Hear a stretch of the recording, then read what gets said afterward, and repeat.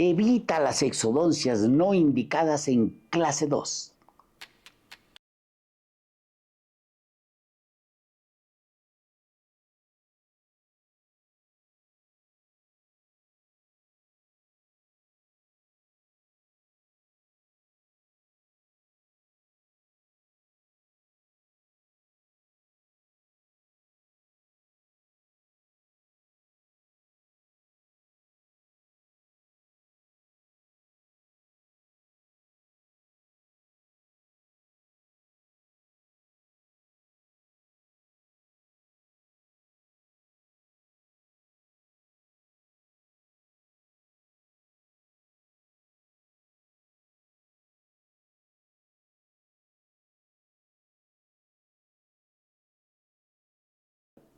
De un paciente de clase 2 esquelética no indicado para exodoncia de primeros premolares superiores. Dada la condición y la proinclinación dentoalveolar de los dientes superiores, pudiera tenerse un error de procedimiento al hacer las exodoncias. Observemos en nuestra imagen lo siguiente. Sí es indudable que cuando ustedes ven aquí en la radiografía la inclinación del central superior, pues se observa evidentemente una proinclinación dentoalveolar que llevaría también al paciente a un perfil convejo. Pudiera tener falta de selle labial.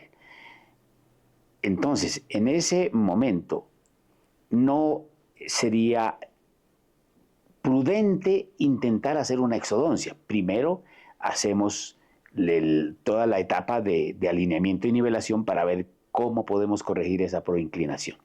Esqueléticamente, el paciente tiene una clase 2.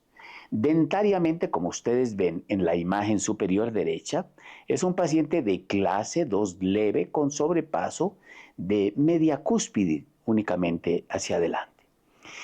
Es un paciente en la imagen media, ustedes ven que es un paciente con curva de SPI profunda. Ojo, el hecho de tener curva de SPI profunda repliega y disminuye la distancia postero-anterior en el arco dentario inferior. Ahora, en la imagen inferior derecha, observamos que el paciente sí es una clase 1 molar y aplica también la llave de oro canina, es una clase 1 canina. Ahora bien, cuando nosotros entramos en la primera etapa de tratamiento ortodóntico, tendríamos que hacer lo siguiente y vamos a ir explicando cómo sería el tratamiento del paciente. Siguiendo las leyes de no reabsorción del profesor Chaparro, lo primero que debemos hacer, indudablemente, es eliminar las interferencias intercuspídeas interarcos, que está en nuestro video, los planos de levantamiento de mordida oclusal. Vamos a hacer un diseño rápido acá para la explicación. Entonces, lo primero que debemos hacer, indudablemente, es hacer un plano. Podemos hacerlo en el 6 inferior. Plano de levantamiento de mordida. Recordemos que ese plano cubre fosas y fisuras en un promedio de 1.5, 2.5 milímetros de altura. Suficiente para eso. Del otro lado vamos a generar el plano de engranamiento o estabilización. Perfecto. Ese primer plano del que estábamos hablando, que ya lo diseñamos, produce una liberación de todas las trabas mecánicas y liberación mandibular. Este segundo plano ya lo haríamos y lo llamamos plano de engranamiento o estabilización.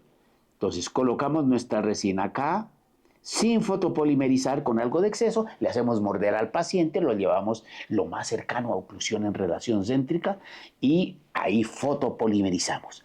En ese orden de ideas tenemos terapia neuromuscular, eliminación de interferencias que nos impiden movimiento libre dentario y podemos corregir muchas alteraciones de posición mandibular. Bueno, entonces este es un paciente que en diagnóstico tiene, indudablemente, mordida profunda, pero ojo, la mordida profunda no está producida, si ustedes ven, por descenso del componente anterior superior.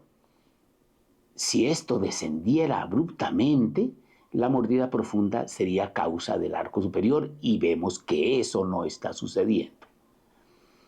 Lo que sí observamos es en el arco inferior una curva de Spee profunda. Diseñémosla acá rápidamente. Pongámosle otro color, aquí en rojo. Ok. Observemos acá. Creo que este está supremamente bien para la explicación.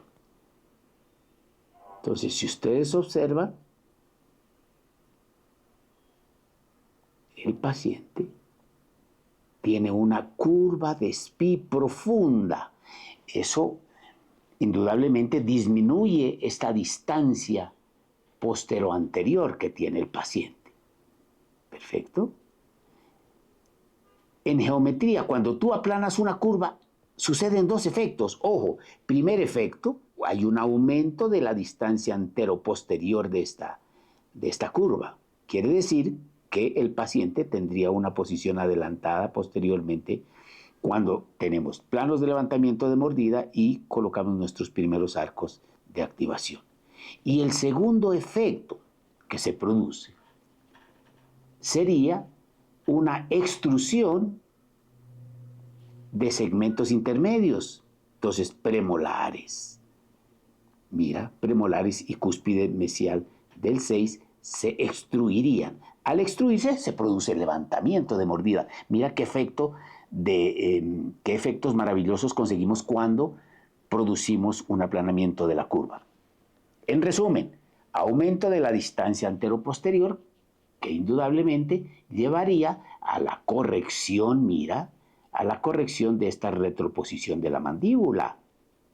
Y segundo, un efecto de levantamiento de mordida que corregiría automáticamente, ojo, corregiría automáticamente esta mordida abierta, esta mordida profunda, abriendo la mordida. ¿Perfecto?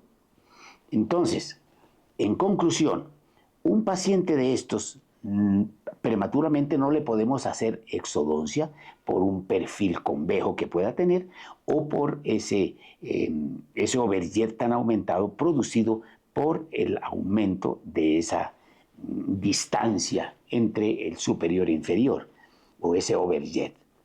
Esa es la gran conclusión de un paciente de estos.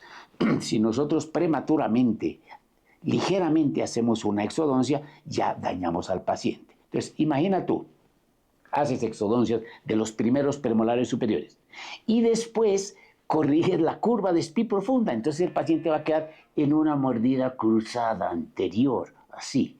Muy hermoso, armónicamente su arco, pero en clase 3, lo cual es una corrección errada. Entonces hay que tener cuidado en eso, mis doctores. Como ustedes pueden ver, no debemos hacer exodoncias prematuras a la ligera. Esperamos que se produzcan las primeras etapas de alineamiento y nivelación que nos van a dar otro tipo de condición, otro tipo de posicionamiento mandibular y enseguida sí podemos ver si tenemos duda en exodoncia. Pero como vimos, este era un paciente con una clase 2 esquelética leve, perfecto, con retraso mandibular o retroproyección mandibular por la mordida profunda, por el repliegue de esa curva. Y cuando corregimos la curva, tuvimos esos dos efectos, avance mandibular y corrección de mordida profunda. Saber y definir cuál era la responsable de la mordida profunda era fundamental. Supimos que no era el superior, sino el inferior. Les envío un fuerte abrazo, soy el profesor Carlos Chaparro, su amigo, su confidente, su partner, su consultor en ortodoncia.